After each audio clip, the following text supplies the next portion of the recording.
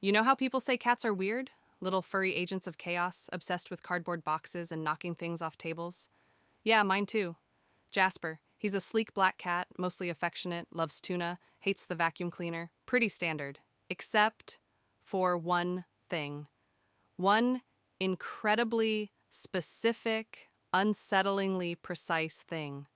Every single night, at exactly 3:03 a.m., Jasper stops whatever he's doing, usually sleeping curled up at the foot of my bed, sometimes prowling for a midnight snack. And he walks silently into the living room. He sits down, ramrod straight, about 2 feet away from the main wall, the one opposite the window. And he just stares, intently, not a casual glance, not sleepy-eyed zoning out. It's a focused, unwavering, almost predatory stare. His pupils dilate, his ears swivel forward slightly, his tail gives maybe one slow, deliberate twitch, and then complete stillness. He stares directly at the center of that blank, beige, painted wall. Nothing there. No cracks, no weird shadows from the streetlights, no errant laser pointer dot I forgot about. Just wall, and he does this every single night. 3:03 on the dot. For maybe 10, 15 minutes. Then, just as suddenly, he'll blink slowly, shake his head as if coming out of a trance, maybe stretch, and then just wander off. Back to bed or to his water bowl like nothing happened. The first few times, I thought it was cute. Quirky. "Oh, Jasper, you weirdo," I'd mumble, half asleep. Maybe he heard a mouse? This apartment building is old. Wouldn't surprise me. I checked for droppings, listened for scratching. Nothing. Maybe a bug? I swept, checked the baseboards. Clean. Maybe a weird reflection from outside. I stayed up one night, watching the window and the wall simultaneously. Streetlights cast steady, unchanging light. No passing cars seemed to project anything onto that specific spot. Nothing. It was the precision that started to get under my skin. Not 3 a.m., not 3:10 a.m., always 3:03 a.m. Why? Why that spot? The wall is huge. Why the dead center? I started setting a quiet alarm for 3 a.m., just so I could watch him properly without pretending to be asleep. Seeing it unfold consciously was different. The silence of the apartment at that hour is profound.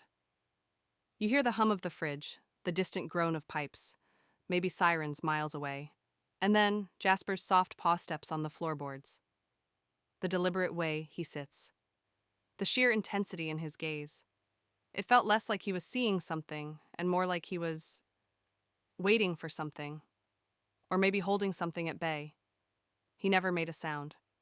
No growls, no hisses, not back then anyway. Just that silent, unnerving vigil. I tried blocking his view. One night, I dragged the armchair in front of that section of the wall before I went to bed. At 3:03 a.m., I heard him enter the living room. Silence. Then, a soft thud. I peeked around my bedroom door. He jumped onto the armchair and was staring at the wall from his new elevated position, perfectly aligned with the original spot. Okay. Fine. The next night, I piled pillows on the armchair. He just sat on the floor beside it, craning his neck slightly to maintain his line of sight. It was like the wall itself was a magnet, pulling his attention. I tried distracting him. The moment he sat down at 3:03 a.m., I called his name softly. No reaction. I rolled a crinkle ball, his absolute favorite toy. Ignored. I even got up, went over, and tried to pet him. This was the first time he reacted negatively. He let out a low, guttural hiss, a sound I'd never heard him make before, without breaking eye contact with the wall. It wasn't directed at me, more like annoyance that I was interrupting something important. I backed off, a chill tracing its way down my spine. This wasn't just quirky anymore. This was something else. My own sleep started suffering. Knowing that 3 a.m. deadline was approaching filled me with this low-grade dread. I'd lie awake, watching the clock tick over, waiting for the soft padding sound of Jasper starting his ritual. Sometimes I'd fall asleep only to jolt awake moments before 3:03 a.m., my heart pounding, as if some internal alarm knew. The feeling in the apartment started to shift, too. Or maybe it was just my sleep-deprived paranoia. During the day, everything felt normal, but late at night, especially near that wall, the air felt colder, heavier. I started imagining things, fleeting shadows in my peripheral vision, the sense of being watched even when Jasper was asleep in another room. I'd find myself glancing at the wall constantly, tracing the blank beige paint with my eyes, wondering what the hell he saw there.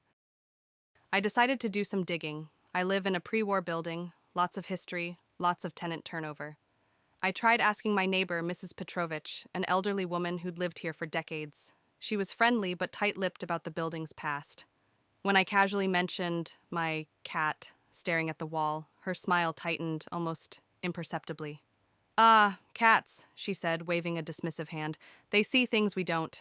Spirits, maybe. This old building has seen much, you know." She chuckled, but it didn't sound amused. Just leave him be, better not to disturb things. That was it. No specifics, just vague warnings that sounded more like superstition than useful information. But the way she said disturb things stuck with me. I searched online for history about the building, the address, found the usual records. Built in the 1920s, changed hands a few times. Nothing about murders, suicides, or any specific tragedies tied to my particular unit, let alone that specific wall. I looked up cats staring at walls, animal sensitivity to paranormal, 3 a.m. phenomena. Lots of theories, ranging from infrasound and subtle environmental changes to ghosts and demonic hours. Nothing concrete, nothing that explained the precision. 3:03 a.m., that specific spot. Then things escalated. It started subtly. Jasper's staring seemed different, more agitated. Sometimes his tail would lash sharply. A low growl would rumble in his chest, constant and deep, while he remained locked on the wall. One night, I distinctly saw the fur along his spine stand on end. He looked genuinely afraid, yet utterly compelled to keep watching. And the feeling near the wall intensified. It wasn't just cold anymore. It felt staticky, like the air was buzzing, charged with unseen energy. I started getting headaches when I spent too long in the living room in the evenings, and I noticed a smell. Faint, almost undetectable, but definitely there if I stood close to the wall. A strange mix of ozone, like after a lightning strike, and something else. Something vaguely metallic and sweet, like old pennies and decaying flowers. It was nauseating. One night, lying awake just before the dreaded hour, I heard it. A faint sound. From the wall, a soft, rhythmic scratching.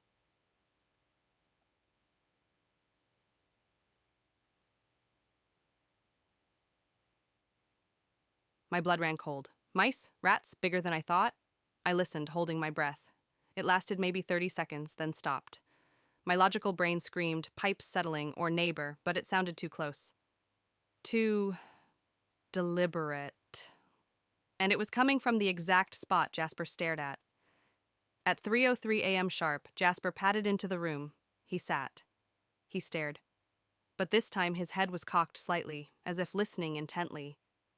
The scratching didn't return, but the air felt thick enough to choke on. After his usual 10 minutes, he didn't just get up and walk away. He flattened his ears, hissed violently at the wall, a spitting, furious sound, then bolted from the room and hid under my bed, refusing to come out until morning. That was it. I needed proof. I needed to see what he was seeing or reacting to. I ordered a cheap, motion-activated night vision camera online. My plan was simple. Set it up on the bookshelf opposite the wall, angled perfectly to capture Jasper and the spot he fixated on. Maybe it would catch glowing eyes of a pest, a weird light flicker, something. The first night with the camera running, I barely slept. I kept imagining what horrors the lens might capture. I forced myself to wait until morning, making a strong cup of coffee before I dared retrieve the SD card. Sitting at my kitchen table, hands slightly trembling, I plugged the card into my laptop. The camera had triggered multiple times, mostly just Jasper walking around earlier in the night. Then, the 3:03 a.m. timestamp. The footage clicked on. There was Jasper, walking into frame, sitting down. The infrared painted the scene in eerie grayscale. He stared, intently, same as always. I watched, leaning closer to the screen. 10 minutes of footage, just Jasper, staring. No bugs, no lights, no ghostly apparitions. Nothing. Disappointment warred with a sliver of relief. Maybe I was going crazy. Maybe it was just a weird cat quirk. Then I noticed the timestamp skip. It jumped from 3:08:14 a.m. directly to 3:08:55 a.m. 41 seconds of missing footage, right in the middle of his staring session. My heart hammered against my ribs. Coincidence? Camera glitch? Cheap tech? I checked the file integrity. It seemed fine. I scanned through the rest of the night's recordings. Other motion activations were seamless. Only that specific block while Jasper stared at the wall was gone. Corrupted or erased? I set the camera up again the next night. Same result. Jasper stared, and sometime between 3:05 a.m. and 3:10 a.m., a chunk of footage, this time nearly a full minute, was inexplicably missing. Just gone. Okay, deep breaths. Maybe the camera's infrared frequency or something technical was being interfered with by whatever this was. New plan. Audio. I downloaded a voice recorder app on my old smartphone, set it to record all night, and placed it on the bookshelf next to the camera. The next morning, I skipped the video and went straight for the audio file. It was long, hours of ambient room noise, the fridge hum, Jasper purring earlier in the night. I scrubbed forward to around 3 a.m., listened intently. There it was, 3:03 a.m., soft paw steps, silence, the low hum of the room. I cranked the volume, headphones clamped over my ears. Minutes passed, just silence and hum. Was this another dead end then? Faintly? So faintly I almost missed it. I heard it again. Tsk, tsk, tsk. The scratching, clearer this time, undeniable. It sounded like fingernails, dragging slowly down plaster, inside the wall. My breath hitched. I kept listening. The scratching stopped after about 20 seconds. Then, silence again for a couple of minutes. And then, something else. A whisper. It was incredibly faint, buried deep in the track's ambient noise, almost subliminal. I had to isolate the section and apply noise reduction filters using basic audio software. Even then, it was barely coherent. A dry, sibilant hiss, like wind through dead leaves. It didn't sound like English, or any language I recognized. It was just syllables of malice, a sliver of sound that made the hairs on my arms stand right up. And right after the whisper faded, I heard Jasper. A low, warning growl, deeper than any I'd heard before. Then silence again, until he eventually got up and left the room. I listened to that section again and again. The scratching, the whisper, the growl. It wasn't my imagination. It wasn't the building settling. Something was in the wall, or behind it. Something Jasper could sense, something that could apparently make sounds, whisper, and maybe even erase digital recordings. My fear turned into a cold, determined obsession. Mrs. Petrovic's words echoed, "Better not to disturb things." But it was too late. Things were already disturbed. And I needed to know what. The wall itself became my focus. I started examining it obsessively during the day. Plain beige paint, slightly textured. No visible seams, no obvious panels.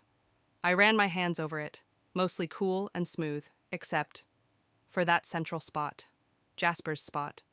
There, the wall felt different, colder, definitely. And the texture seemed rougher, almost porous beneath the paint. I took photos of the wall every day, comparing them side by side on my laptop. For weeks, nothing changed. Then, I saw it. A faint discoloration, right in the center.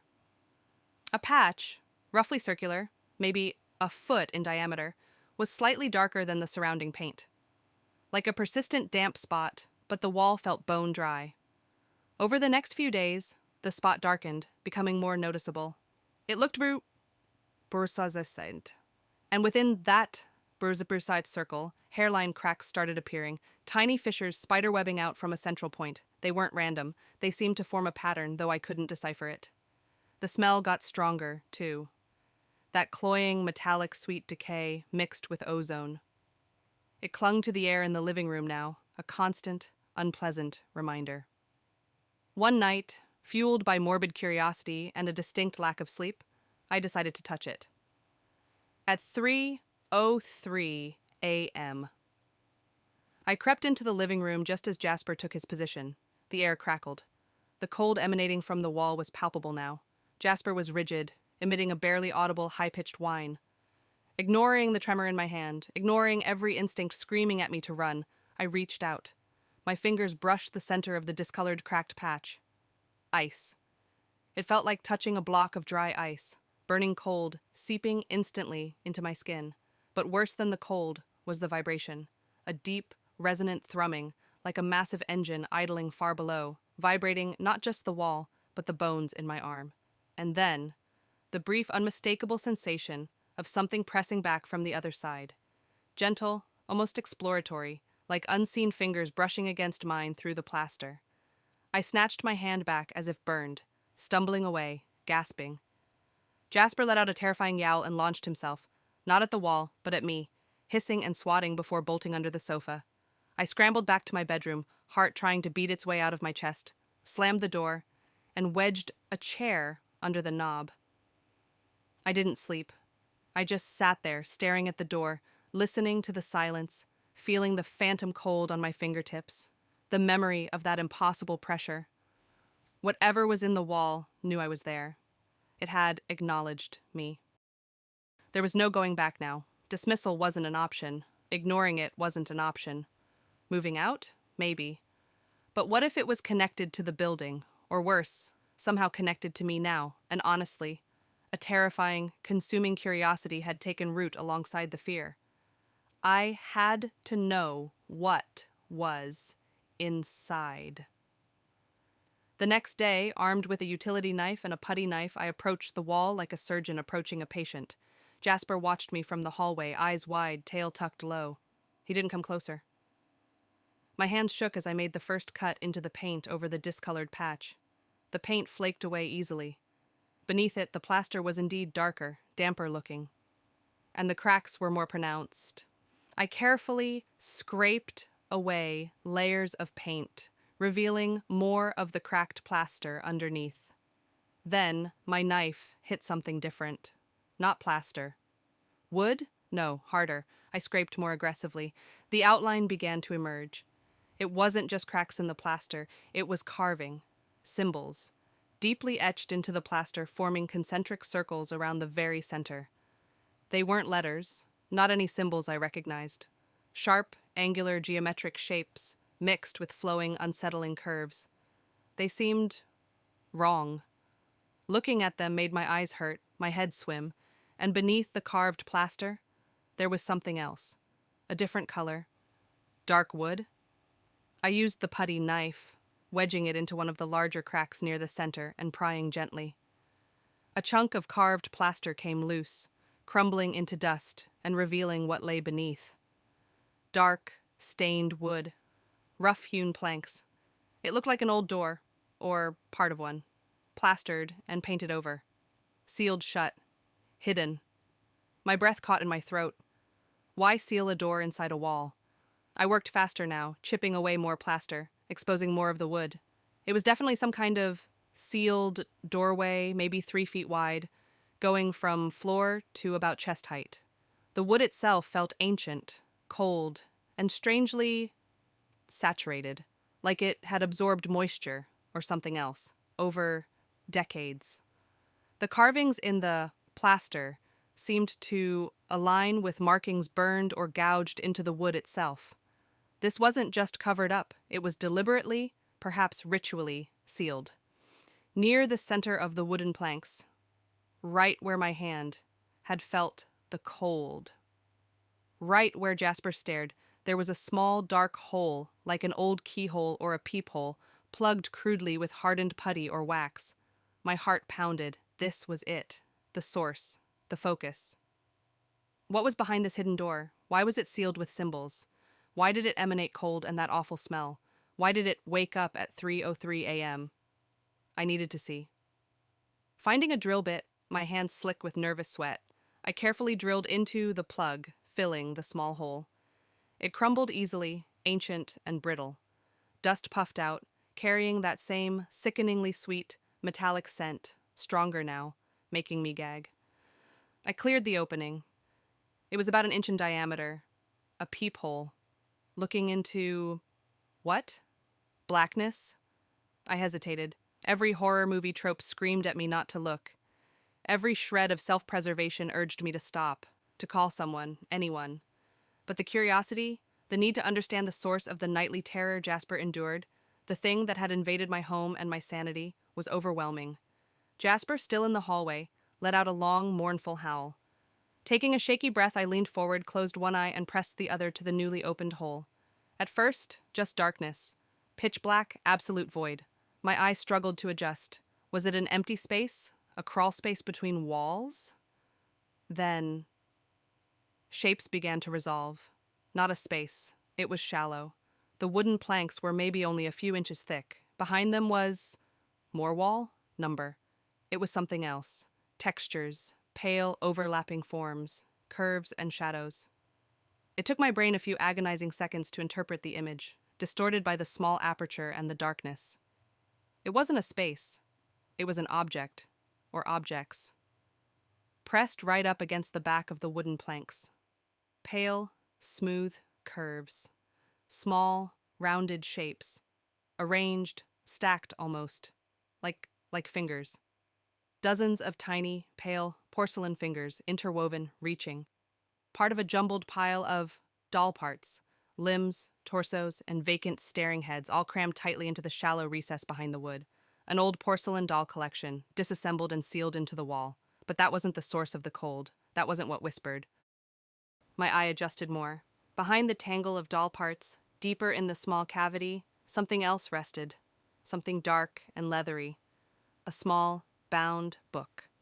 And next to it, something that glinted faintly, catching some stray mote of light filtering through the hole. Metal. A small, ornate, silver locket, tarnished with age. Why seal dolls and a book and a locket into a wall? Who would do that? And why did it provoke such terror in my cat? Why did it seem... active? Then, as my eye strained to see more detail on the locket, something in the periphery of the peephole's view moved. One of the doll heads, its painted eye, previously staring blankly forward, slowly swiveled in its socket until it was looking directly at the peephole. Directly at me. A faint, dry click echoed within the confined space. I recoiled from the hole, scrambling backwards, a strangled cry escaping my lips. My skin crawled. That wasn't possible. Old dolls don't move. It had to be a trick of the light, my stressed mind playing tricks. But I knew what I saw. Jasper was going frantic in the hallway now, yowling, scratching at the floorboards, desperate. The air in the room dropped several degrees, instantly frigid. The ozone and decay smell intensified, becoming almost suffocating. And from the peephole, no longer needing amplification, came the whisper. Louder now, sibilant, layered, incomprehensible words filled with ancient hatred and a chilling, predatory hunger. It wasn't just sound. I could feel it resonating in my teeth, in my skull. And the scratching returned. Chk, chk, chk. Frenzied, now. Coming from multiple points behind the wood. Like dozens of tiny porcelain fingers clawing desperately at the inside of their prison. Panic surged. I had disturbed it. I had opened something. The peephole. Maybe it wasn't just for looking in. Maybe it was a vent, an escape route. I had to seal it. Now I scrambled around looking for something, anything. Tape? No, too flimsy. Wood glue? Need to buy some. My eyes landed on a can of expanding spray foam sealant I had left over from fixing a drafty window. Perfect. Shaking violently, I grabbed the can, jammed the nozzle into the peephole, and sprayed. The foam expanded rapidly, filling the hole, oozing slightly out the front. The whispering seemed to intensify for a moment into a furious hiss, then abruptly cut off as the foam hardened. The scratching stuttered and stopped. Silence. The oppressive cold began to recede slightly. The smell lessened, though it didn't disappear entirely. Jasper stopped yowling, but he remained huddled in the hallway, trembling. I leaned against the opposite wall, chest heaving, staring at the mess I'd made. The exposed wood, the carved symbols, the white blob of hardened foam sealing the eye hole. It looked monstrous, violated. What had I done? Had I trapped it more securely? Or just angered it? Made it aware that I knew? That night, I didn't even try to sleep. I sat on the sofa, watching the wall, Jasper eventually creeping out to sit tensely beside me, his eyes fixed on the sealed spot.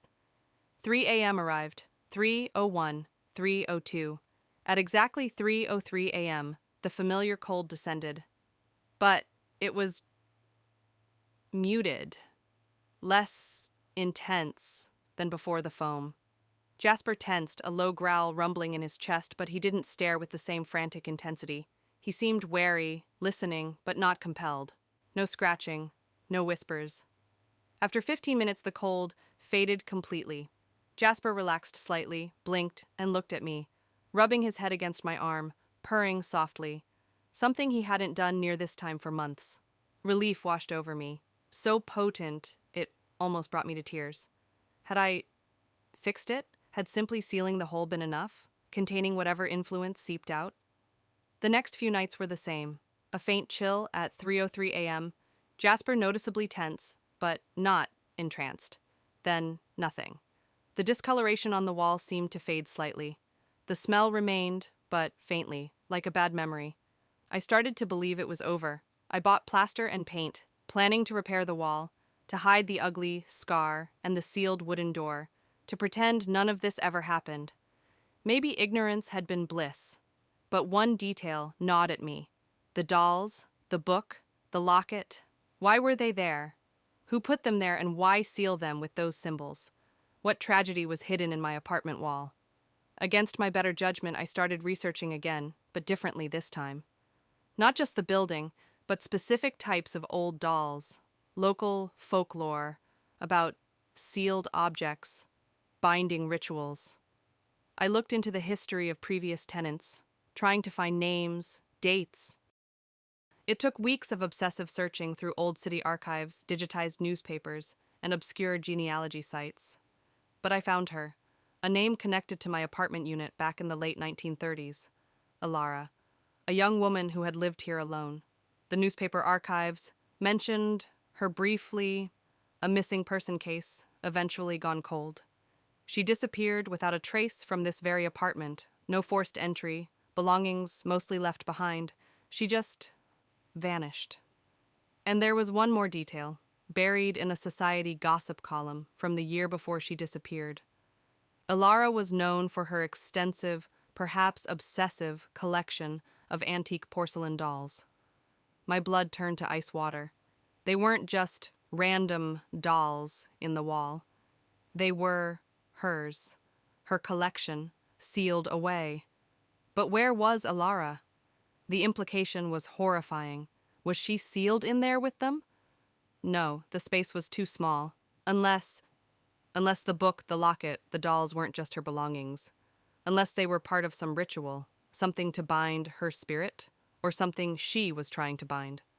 The final piece clicked into place when I cross-referenced the symbols I had sketchily drawn from memory, the ones carved into the plaster and wood. They resembled diagrams from incredibly obscure texts on containment rituals, designed not just to seal something in, but to anchor an entity, a spirit, to a specific place using personal artifacts like dolls, a favorite locket, maybe a diary or grimoire. Someone hadn't sealed Alara in the wall, they had sealed her to the wall, using her own treasured possessions as an anchor. Her spirit, trapped, perhaps tormented, reaching out or manifesting its distress in the only way it could, through whispers, cold spots, and influencing sensitive creatures like Jasper. Maybe 3:03 a.m. was the time she died, or the time the ritual was completed. And the moving doll eye, the scratching, perhaps echoes of her trapped consciousness. Or maybe the dolls themselves, imbued with decades of proximity to her trapped spirit, had taken on a life of their own. An army of tiny porcelain jailers. The relief I'd felt was replaced by profound sadness and a renewed sense of dread. I hadn't fixed anything. I'd just gagged the prisoner, muffled her cries. The entity, Alara Inar's spirit, or whatever tormented consciousness resided there, was still present, still trapped, still aware. I haven't repaired the wall yet. I can't bring myself to cover it up again, knowing what I know. Every day, I look at that ugly patch of exposed wood and sealant, and I feel guilty, responsible somehow. Jasper still gets tense around 3:03 a.m., but he doesn't stare fixedly anymore.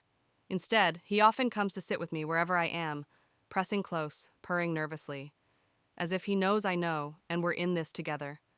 Sometimes late at night, when the building is silent, I stand near the wall. I don't touch it, but I listen. And I almost think I can hear it, even through the foam, even through the wood. Not a whisper, not scratching, but the faintest, most heartbroken sobbing. I don't know what to do. Try to break the seal? Risk unleashing whatever is truly anchored there? Find someone who understands those symbols, who could potentially free her or contain it properly? Or just plaster over it, paint it beige, and try to forget, leaving her to her silent prison? Every option feels wrong. Every option feels dangerous. All I know for sure is that my cat doesn't stare at a blank wall anymore. He knows what's behind it, and now, so do I. The smell is getting stronger again, by the way. And last night, I thought I saw the foam plug in the peephole bulge outwards. Just slightly, just for a second.